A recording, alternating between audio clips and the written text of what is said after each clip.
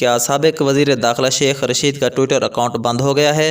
شیخ رشید نے اس بارے میں بیان دیا کہ معلوم نہیں، میرا ٹویٹر اکاؤنٹ 3 روز سے ٹیکنیکل وجوہات کی وجہ سے بند ہے۔ انہوں نے بتایا کہ میں 3 روز کے لیے عمرے پر سعودی عرب آیا ہوں، پاکستان آؤں گا اور دیکھوں گا کہ ٹویٹر کیوں کام نہیں کر رہا۔ دوسری جانب سیشن عدالت نے توشہ خانہ ریفرنس میں الیکشن کمیشن کی عمران خان کے خلاف فوجداری کی کارروائی کی درخواست پر فیصلہ محفوظ کر لیا، جو 15 دسمبر کو سنایا جائے گا۔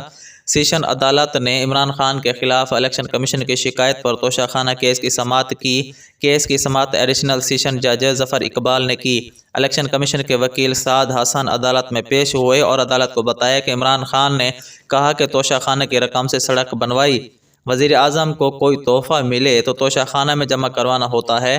وکیل سعد حسن نے کہا کہ 2018 میں قانون آیا کہ 20% رقم توشہ خانہ میں جمع کروا کر تحفہ لیا جا سکتا ہے، لیکن تحریک انصاف کی حکومت نے 20 سے 50% رقم بڑھا دی۔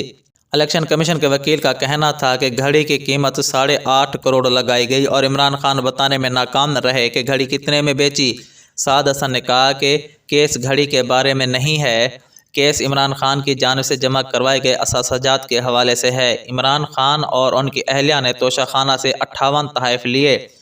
الیکشن کمیشن کا کہنا تھا کہ عمران خان کی جانب سے 3 سال میں 58 آئٹمز کی مالیت 142 ملین روپے ہے۔ 2018-19 میں عمران خان نے توشہ خانہ سے تقریباً 107 ملین روپے کے تحائف لیے۔ عمران خان نے گوشواروں میں 4 بکریوں اور 5 لاکھ روپے کا بھی ذکر کیا۔ وکیل سعد حسن نے کہا کہ الیکشن لڑنے والا کوئی فرد اثاثوں کا اظہار نہیں کرتا تو وہ کرمنل عمل ہے۔ عمران خان نے دگنی قیمت کے تحائف توشہ خانہ سے لیے، جس کا اقرار بھی کر چکے ہیں۔ وکیل نے بتایا کہ تحائف کی 1/3 سے کم قیمت عمران خان نے توشہ خانہ میں جمع کروائی۔ عمران خان تحائف کی قیمت پبلک نہیں کرنا چاہتے تھے۔ انہوں نے 107 ملین روپے کے تحائف 20% رقم پر لیے۔ الیکشن کمیشن کے وکیل کا کہنا تھا کہ عمران خان نے 2019-20 میں گوشواروں میں مختلف کام کیا۔ انہوں نے 8 ملین روپے ذاتی استعمال کی اشیاء والے خانے میں ظاہر کیے۔ توشہ خانہ سے تحائف لے کر ملکیت بنا لیا تو ان کو ظاہر کرنا ضروری ہے۔ سعد حسن نے کہا کہ عمران خان کی 2020-21 کے گوشواروں کی تفصیلات درست تھیں۔ توشہ خانہ کا ریکارڈ جب پبلک ہو گیا تو ان کے لیے ظاہر کرنا ضروری تھا۔ عمران خان نے گوشواروں کی تفصیلات چھپائیں۔ کیا عمران خان نے کسی سے رقم لے کر گفٹ خریدے، پھر ایڈجسٹمنٹ کی؟